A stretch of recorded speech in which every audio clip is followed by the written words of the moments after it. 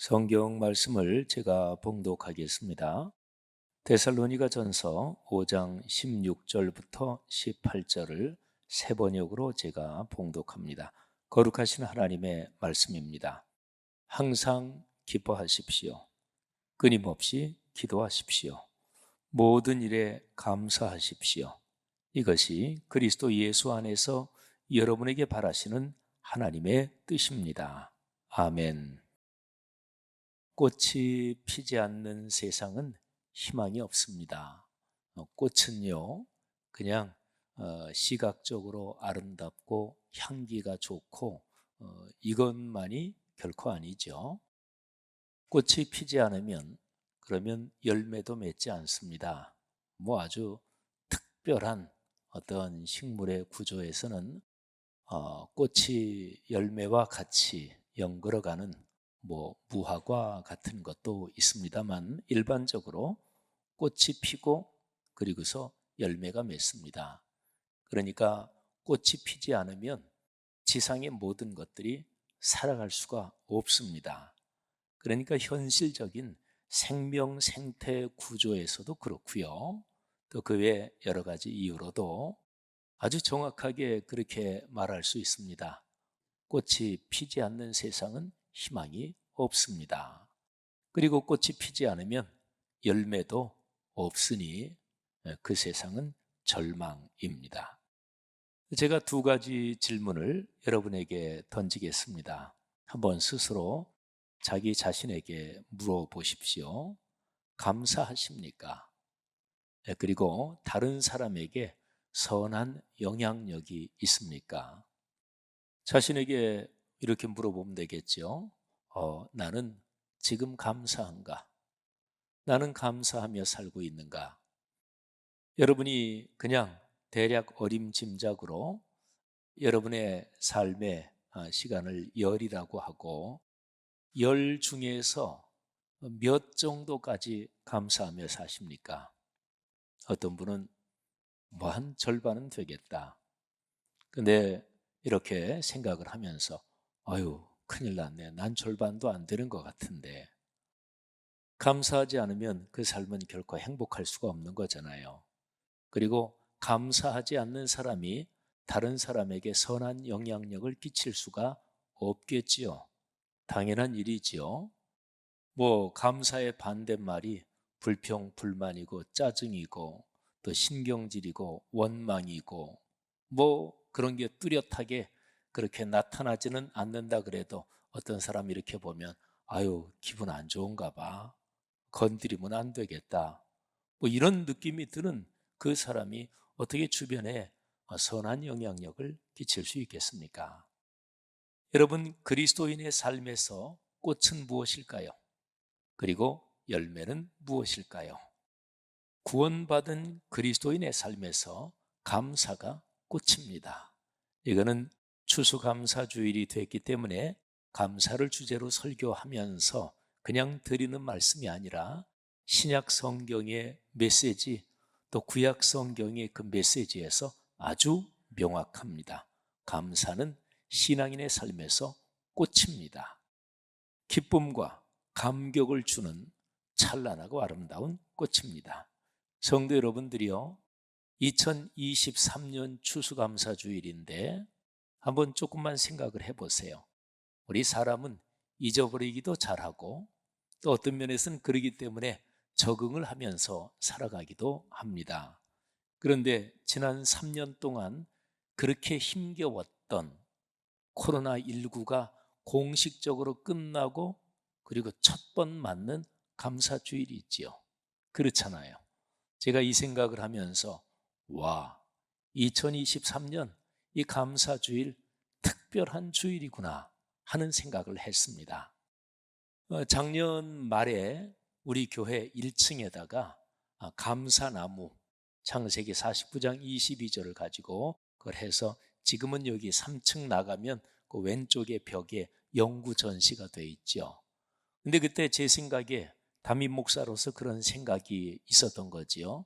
코로나 3년째 그리고 이제 끝나간다고 하는데 코로나 3년을 마감하면서 하나님 앞에서 희망과 감사로 이 시간을 마무리해야 되지 않을까, 그런 생각 때문에 그 프로젝트를 한 거거든요. 사랑하는 여러분, 코로나가 공식적으로 끝나고 첫 번 맞는 이 2023년 감사주일, 하나님께서 여러분에게 감사를, 근본적인 감사를 넘치게 하시고 그런 감사로 인생 여정 걸으시기를 주님의 이름으로 축복합니다. 사랑하신 여러분, 감사가 신앙생활의 꽃이라고 한다면 열매가 무엇일까요? 감사의 삶에서 나오는 선한 영향력이 열매입니다. 여러분이 감사하며 살 때 비로소 부부지간이나 부모 자녀, 가족 생활도 그렇고 또 직장이나 사회적인 여러 가지 만남에서 여러분은 선한 영향력을 발휘할 수 있습니다. 그게 바로 열매지요. 감사에 관한 성경 구절에서 아마도 가장 잘 알려진 것이 오늘 제가 설교 본문으로 선택한 데살로니가 전서 5장 16절부터 18절일 것입니다. 세 절이 아주 명백하지요. 항상 기뻐하라, 쉬지 말고 기도하라, 범사에 감사하라. 그리고 이제 18절에는 범사에 감사하라, 그 뒤에 16, 17, 18절 세 개를 다 묶어서 결론을 내리는 그런 내용이 그 뒤에 이어지죠. 이것이 그리스도 예수 안에서 너희를 향하신 하나님의 뜻이니라. 여러분, 말씀을 묵상할 때 아주 중요한 순서가 있습니다. 두 가지를 말씀드리는데 두 가지는 절대로 뒤바뀌면 안 돼요. 그리고 첫 번째 순서를 진행할 때 두 번째를 조금이라도 개입시키면 안 됩니다. 그러면 말씀 묵상이 실패합니다. 성경 말씀에 많은 복이 담겨 있지요. 그거는 다 인정하시죠. 그 복을 내가 충분히 누리지는 못할지 몰라도 66권 성경은 삼위일체 하나님이 사람에게 주시려는, 그리스도인과 교회에 주시려는 온갖 복이 다 담겨 있지, 그거는 다 인정하고 아시잖아요. 그런데 그리스도인으로 살아가다 보면 그 복을 다 누리는 건 아니에요.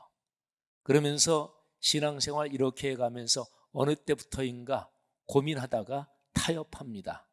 성경 말씀 좋지, 그런데 다 이루어지는 건 아니지. 뭐 그 말씀 그냥 내 삶이 어떻게 다 이루어지겠어. 알게 모르게 이렇게 타협하고 또는 뭐 관행적으로 적응하면서 성경 말씀에 대한 기대, 설렘이 점점 사라집니다. 그러면서 신앙생활은 타성에 굳어지고 마는 거죠. 여러분, 성경 말씀에 있는 복은 오늘도 여러분에게 작동하고 살아 움직인다는 것을 믿으시기를 주의 이름으로 권면합니다. 믿는 사람이 그 복을 누릴 것입니다. 이런저런 이유, 어떤 이유로도 뭐 타성에 젖거나 뭐 타협하거나 뭐 어떤 식으로든지 성경 말씀에 대한 기대가 사그러들어서 부인하지는 않지만 주님 믿습니다. 오늘 듣는 설교도, 오늘 제가 펼치고 묵상하는 이 내용에서도 복을 받게 하옵소서. 이런 설렘과 희망과 믿음이 없는 사람한테 그 말씀은 더 이상 작동하지 않습니다. 물론 하나님의 은혜로 말씀에 있는 능력이 그 사람의 잠든 영혼을 깨우거나 그러겠지만, 말씀에 대해서 설렘과 기대와 갈급함이 있는 사람, 그 사람이 받는 복, 거기하고 비하면 상대가 되지 않겠지요.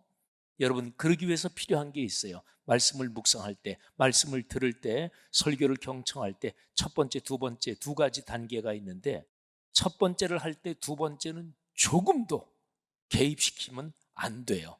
그러면 이미 틀어지는 거예요. 자, 첫 번째가 이것입니다. 성경이 무엇이라고 말씀하는가? 자, 그리고 두 번째, 그 성경이 나와 내 삶에 무엇이라고 말씀하는가? 여러분이 두 번째는 내가 어떻게 실천하고 내가 어떻게 순종하느냐, 이 문제잖아요. 근데 조금 전에 말씀드린 대로 성경 말씀 100% 실천하는 게 아니니까, 또 그렇게 살아온 것도 아니니까 나도 모르게 성경 읽을 때 두 번째가 알게 모르게 이미 개입이 됩니다. 그래서 항상 기뻐하라 그러면은 기뻐하는 건 좋은데 어떻게 뭐 항상 기뻐해? 나도 모르게 무의식적으로 두 번째가 개입이 돼요. 두 번째는 일단 놔두세요. 절대로 개입시키지 마십시오. 첫 번째 단계, 성경 말씀이 뭐라고 얘기하는지 내가 지키든 못 지키든 그거 상관없어요. 오늘날의 세상이 그 말씀하고 얼마나 가깝고 멀든 그거 전혀 상관없어요. 그러니까 그냥 하나님 품에서 성경 말씀이 뭐라고 얘기하는가 그것만 들으십시오. 두 번째는 그 다음에 진행하면 돼요. 제가 지금 드린 이 말씀이 성령의 은혜로 여러분에게 깨달음이 되고 은혜 받는 사람이 많기를 저는 간절히 바랍니다. 자, 그러면 첫 번째 단계입니다. 16절 항상 기뻐하라, 17절 쉬지 말고 기도하라, 18절 전반부 범사에 감사하라. 여기에 세 절에 나오는 뒤에 있는 내용은 그냥도 좋은 말씀이에요. 그냥 신앙을 떠나서도 기뻐하세요, 기쁨이 가득하길 바랍니다, 그러면 싫어할 사람이 어디 있겠어요. 기도하세요. 이 기도하라는 얘기는 신앙적인 표현이지만 일반적인 표현으로 말하면 희망하며 사십시오. 미래가 좋아질 것입니다. 뭐를 갈망하며 사십시오. 기도라는 게 일반적으로 풀면 그렇잖아요. 그러니까 모든 사람, 어떤 사람에게든지 희망하며 사십시오. 잘 될 거예요. 그렇다고 믿고 사십시오. 이러면 싫어할 사람 아무도 없잖아요. 그 다음에 감사하며 사십시오. 이것도 마찬가지죠. 거꾸로 다 뒤집어 볼까요? 슬퍼하십시오. 좋아할 사람 아무도 없죠. 절망하십시오. 당신의 인생은 더 이상 희망이 없네요. 누구라도 싫어할 것입니다. 불평하십시오. 원망하십시오. 신경질 부리며 살아가십시오. 그거 좋아할 사람이 어디 있겠어요. 그러니까 16, 17, 18절 전반부 뒷부분에 있는 이거는 명령형이에요. 헬라어 원어로 권유가 아닙니다. 이건 명령이에요. 기뻐하라, 기도하라, 감사하라, 명령입니다. 그런데 이 세 가지 명령은 되도록 기뻐하라, 가능한 대로 좀 기도에 힘써라, 그리고 되도록이면 좀 힘든 일도 감사하라, 이 뜻이 전혀 아닙니다. 그거하고는 100% 다릅니다. 자, 앞에 있는 단어가 바로 그 얘기를 합니다. 항상 기뻐하라. 여러분 말씀 깎지 마십시오. 아까 제가 얘기한 것처럼 사람이 어떻게 항상 기뻐해, 이게 무의식적으로도 들어오지 않도록 아예 작심을 하셔야 돼요. 여러분 말씀을 묵상하면서 신앙생활하면서 이게 어느 때 깨달아지고 그게 훈련이 되면 신앙생활이 달라집니다. 40년 50년 신앙생활했어. 나이가 60대 중반 70대가 됐어. 근데 어떤 분이 이거를 깨닫고 그렇구나, 내가 이거 신앙생활하면서 왜 이걸 이제야 깨달았지? 그런 사람도 있습니다. 여러분 개입시키지 말고요, 항상 기뻐하라. 항상 100%잖아요. 쉬지 말고 기도하라. 쉬지 말고라고 했으니까 24시간 중에서 한 3분의 2 정도는 그래도 기도하고 3분의 1은 할 수 없지, 그게 아닙니다. 쉬지 말고 기도하라. 그리고 범사에 감사하라. 요 앞에 있는 수식어, 요 앞에 있는 표현이 이게 하나님의 명령이라는 것을 특징 짓게 하는 그런 말씀인 거예요. 그러니까 항상 기뻐하라 이거는 95% 기뻐하라 이거하고 조금 차이 나나? 5% 차이인가? 아닙니다. 완전히 다른 얘기예요. 이 하나님의 말씀이 그런 거예요. 자, 여러분 하나님의 말씀, 성경이 무엇을 말하는가 정확하게 들었잖아요. 자, 그럼 우리 마음속에 어떤 생각이 드는가? 저는 할 수 없습니다. 이 말씀 실천하라고요? 못합니다. 요만큼은 할 수 있을까요? 아니에요. 하나도 할 수 없어요. 아까 제가 말씀드렸잖아요. 예를 들어 범사에 감사하라, 이거는 98%까지 감사했으면 좋겠다 이 얘기도 아니라니까요. 그거하고 2%가 차이 나나요? 아닙니다. 100% 틀린 얘기, 전혀 딴 얘기예요. 그러면 범사에 감사하라 이 명령에 대해서 우리가 이 말씀을 그러면 나는 어떻게 실천하지? 이 생각을 할 때 어느 정도는 할 수 있겠다? 아니에요. 그거는 범사에 그거를 빼고 일반적으로 되도록 감사하십시오. 그러면 그거는 그렇게 얘기할 수 있어요.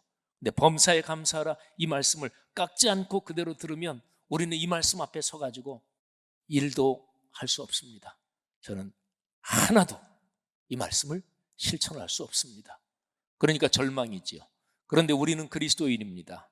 이 말씀이 좋다는 건 적어도 알아요. 이해해요. 그러니까 이 말씀대로 살고 싶어요.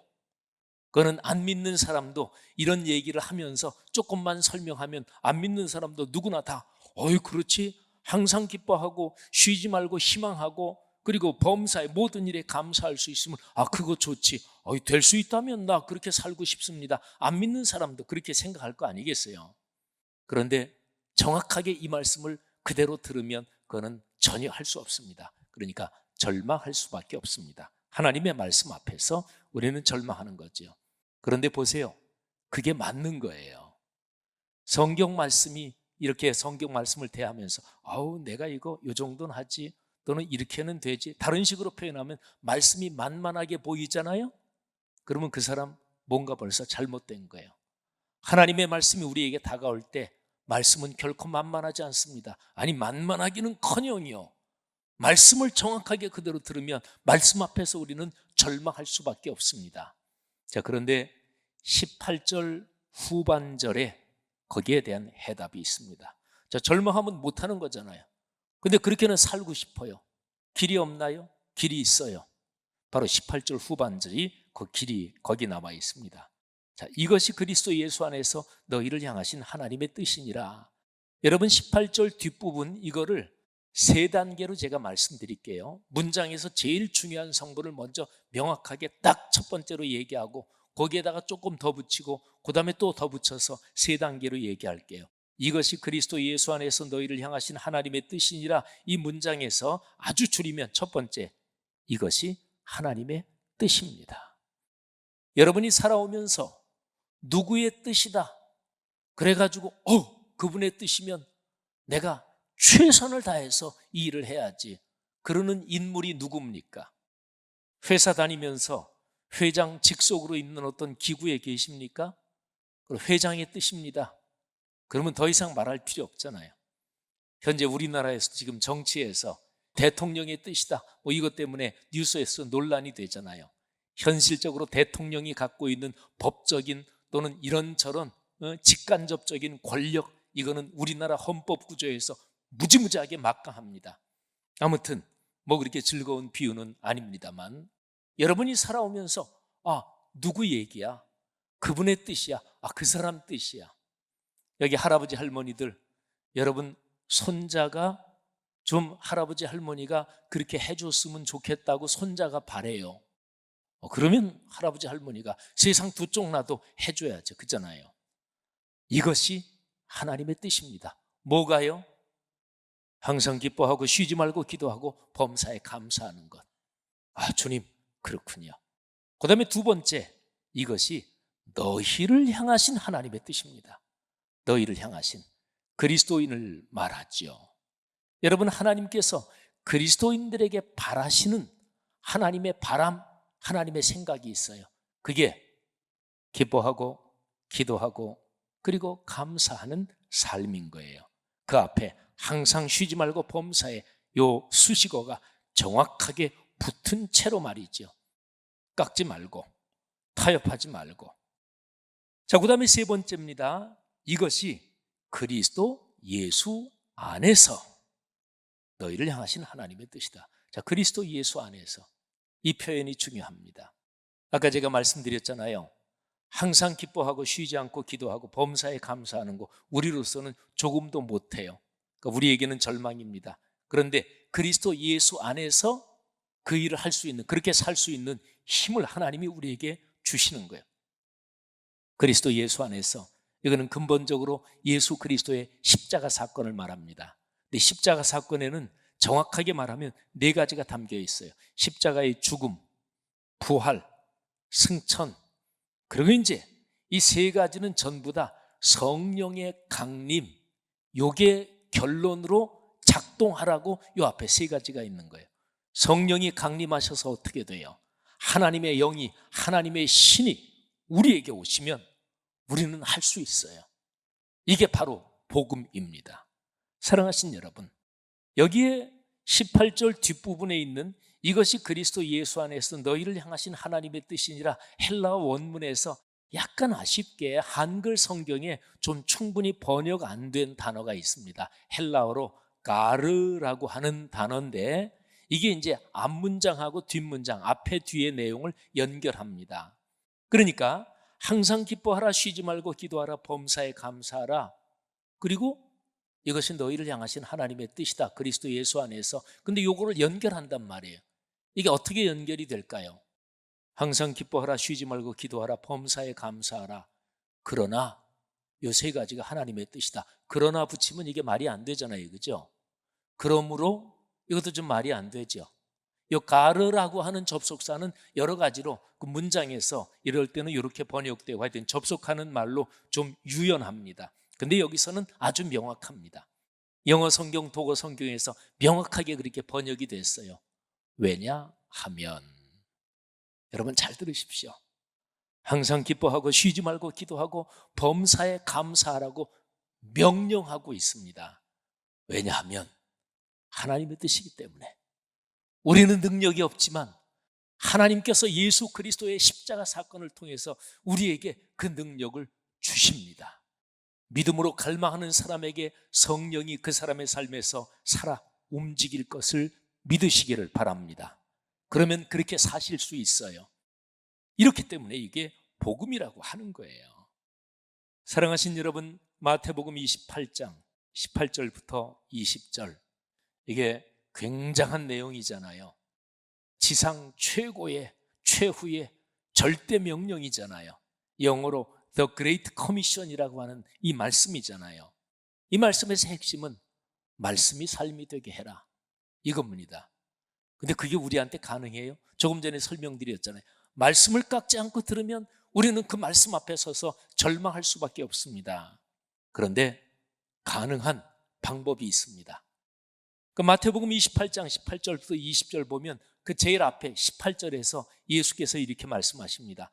하늘과 땅의 모든 권세 전능하신 하나님 아버지께서 내게 다 주셨다.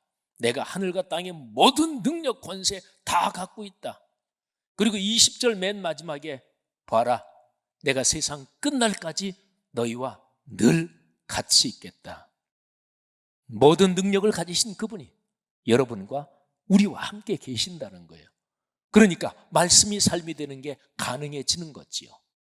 사랑하는 성도 여러분들이요, 오늘 추수감사주일, 코로나19가 공식적으로 끝나고 첫 번째 맞는 이 추수감사주일에 데살로니가 전서 5:1-8을 기억합시다. 범사에 감사하십시오. 명령형으로 바꾸는 게 사실은 더 좋은데 범사에 감사하라, 강력하게. 하나님께서 지금 여러분에게 그렇게 말씀하십니다. 사랑하신 여러분, 이 데살로니가 전서 5:1-8을 은근히 피해가지 마십시오. 우리 그리스도인은 내게 껄끄러운 말씀이 있으면 은근히 피해요. 신앙생활 오래 하면 그런 기술은 어느 정도는 자동적으로 습득이 되기도 하고, 또 신앙이 교만해질 때 그런 기술을 자기도 모르게 습득하게 돼요. 말씀을 듣고 부인할 수는 없잖아요. 신앙생활 오래 한 사람이 신앙생활에 모양새가 있지 어떻게 설교하는 말씀을 에이 저거 틀렸어 그러면 앉아있기 불편하시잖아요. 그렇게는 안 해요. 그런데 속으로 이렇게 생각하는 겁니다. 의식적으로 무의식적으로 좋은 말씀이야. 그래, 그리스도인은 마땅히 그렇게 살아야지. 참 복된 말씀이야. 그런데 나는 직접적으로 거기에 대입시키지 않습니다. 이게 피해가는 거예요. 사랑하신 여러분, 이거를 일반화의 핑계라고 그래요. 오늘 2023년 추수감사주일 여기에 예배 참석하신 사랑하는 성도 여러분들이요, 한 분도 일반화의 교묘한 핑계를 통해서 이 말씀을 나에게서 비껴가게 하지 마시기를 주의 이름으로 축복합니다. 하나님, 제게 주신 말씀입니다. 데살로니가 전서 5:1-8 범사에 감사하라. 주님, 그렇게 살고 싶습니다. 그렇게 순종하겠습니다. 그런데 제 힘이 부족합니다. 성령님이시여 제게 충만하게 임재하고 통행하시면서 제가 이 말씀대로 살도록 저를 축복해 주옵소서. 말씀을 묵상하는 계속적인 훈련이 그를 가능하게 합니다. 성령이 충만하면 어느 한순간에 모든 게 100% 변한다, 그런 건 없어요. 그건 사도행전을 보면 아주 명백합니다. 끊임없는 말씀이 삶이 되는 훈련을 통해서 가능합니다. 사랑하는 성도 여러분들이요, 감사하는 사람은 행복합니다. 감사하는 사람에게 하나님의 힘, 그 거룩한 능력이 작동합니다. 오늘 데살로니가전서 5장 18절에서 주신 하나님의 약속입니다.